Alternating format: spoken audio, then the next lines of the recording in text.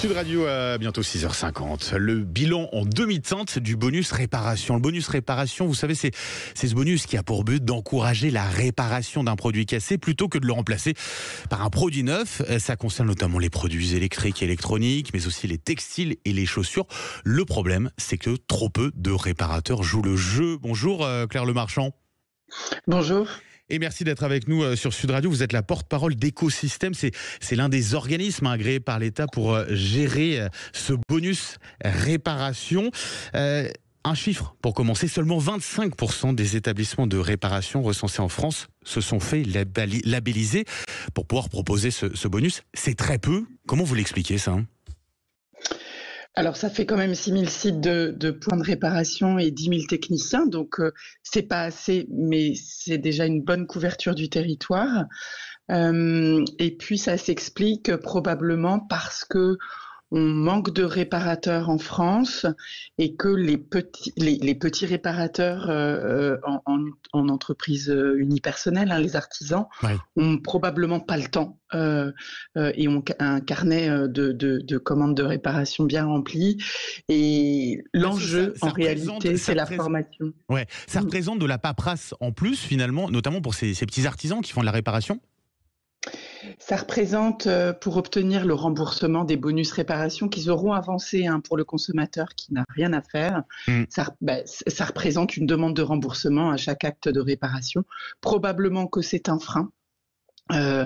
Et que, si je peux le dire comme ça, ils en ont pas besoin aujourd'hui puisque la réparation fonctionne bien pour des entreprises en tout cas qui ont pas beaucoup de personnel et qui préfèrent réparer et aider les gens à retrouver l'usage de leur appareil plutôt que en effet faire des demandes de remboursement.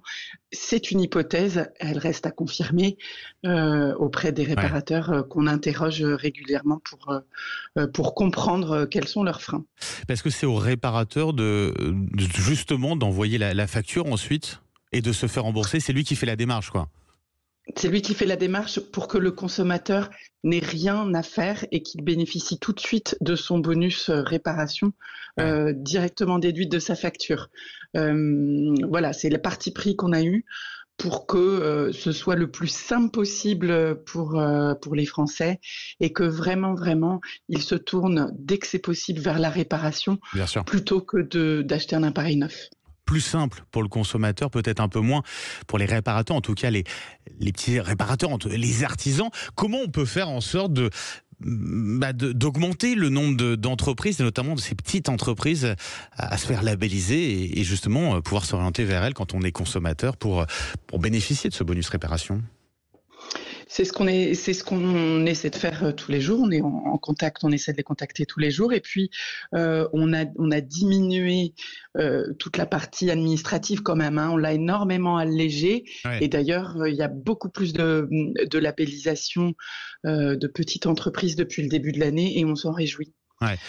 Ça veut dire qu'on a une augmentation très clairement. Ça fait globalement 2 ans qu'on a ce bonus, c'est ça, réparation ? Ça fait 2 ans. Ça fera 2 ans en décembre. Ça fera 2 ans en décembre. On a en tout cas une augmentation du nombre de réparations de produits cassés. On le remarque déjà, ça ?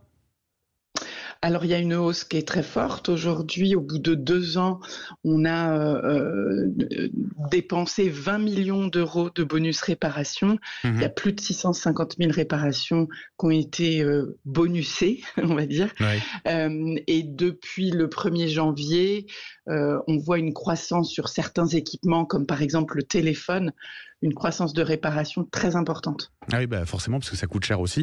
Ça veut dire qu'on a finalement cet enjeu aujourd'hui de faire en sorte que de plus en plus d'artisans qui n'ont pas forcément le temps, puissent faire les démarches pour se faire labelliser. Ça, c'est important. Ça sera un des enjeux. Autre enjeu, peut-être, d'élargir le nombre de produits concernés par ce bonus ? Alors, l'enjeu, c'est surtout la formation au-delà du nombre de réparateurs.